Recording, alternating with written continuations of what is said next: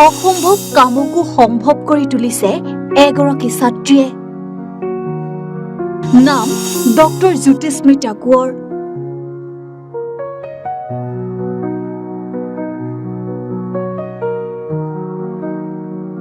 হয়, ঠিকেই শুনিছে। নেমু টেঙা চেপি অলপ সময় থকাৰ পাছত হৈ পৰা তিতা গুণটো নাইকিয়া কৰি তুলিলে অসম কৃষি বিশ্ববিদ্যালয়ৰ খাদ্য আৰু পৰিপুষ্টি বিভাগৰ ডক্টৰ মানসী দাস পুৰকায়স্থৰ তত্বাৱধানত ছাত্ৰী ডক্টৰ জ্যোতিস্মিতা কোঁৱৰে। বিশ্ববিদ্যালয়ৰ বিজ্ঞানী যোৰহাটৰ অসম কৃষি বিশ্ববিদ্যালয়ৰ এগৰাকী প্ৰফেচাৰে সম্পূৰ্ণ প্ৰকৃতিগতভাৱে এই গৱেষণাটি সম্ভৱ কৰি তুলিলে।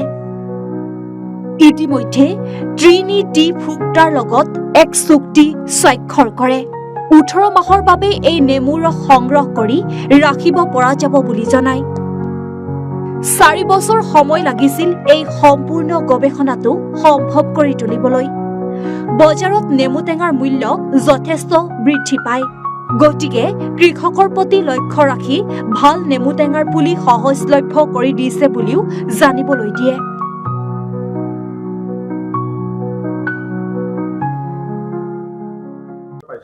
মই নহয় যোৰহাটৰ প্ৰায়খিনি সংবাদ মাধ্যমে কৰিছিল, গতিকে আহি আজি আপোনালোকে এনেকুৱা এটা পৰ্যায় পাইছে, গতিকে এই যাত্ৰাটোৰ বিষয়ে যদি অকণমান জনায় আকৌ এবাৰ।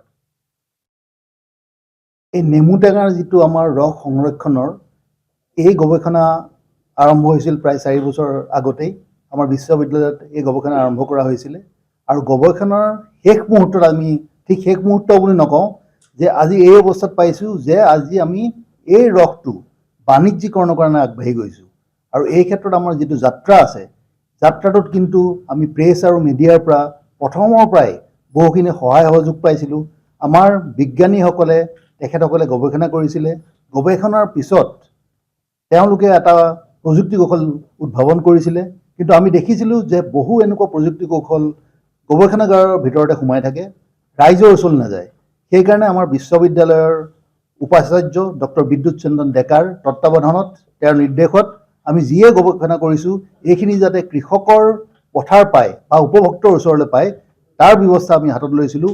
আৰু এই যাত্ৰাত আমাৰ প্ৰেছ আৰু মিডিয়াৰ সকলো সদস্যই আমাক যথেষ্টখিনি সহায় কৰিছিলে।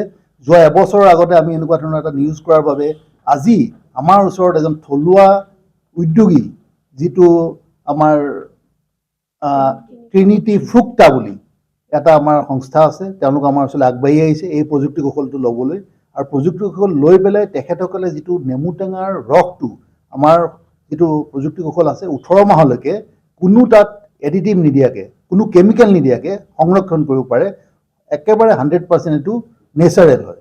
আৰু এই যিটো প্ৰযুক্তি কৌশল ডেভেলপ কৰা হৈছে, আল্টিমেটলি আমি দেখিছোঁ যে বজাৰত বহু সময়ত নেমু টেঙাৰ দাম একেবাৰে কমি যায়, কেতিয়াবা 50 পইচা পায় আৰু কেতিয়াবা পেলাই দিবলগীয়া হয়। আৰু সেইকাৰণে লাহে লাহে আমাৰ নেমু টেঙাৰ খেতিও লাহে লাহে কৰিবলৈ অনীহা প্ৰকাশ কৰিছিলে।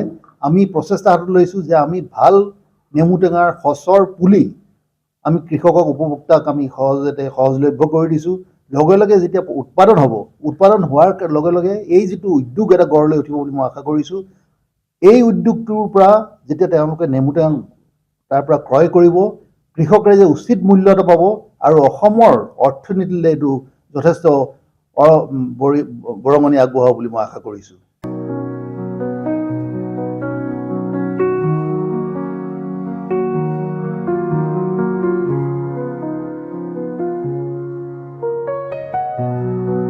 যোৰহাটৰ পৰা জ্যোতিকা মহন্তৰ ৰিপৰ্ট, এনি ভাৰত 24।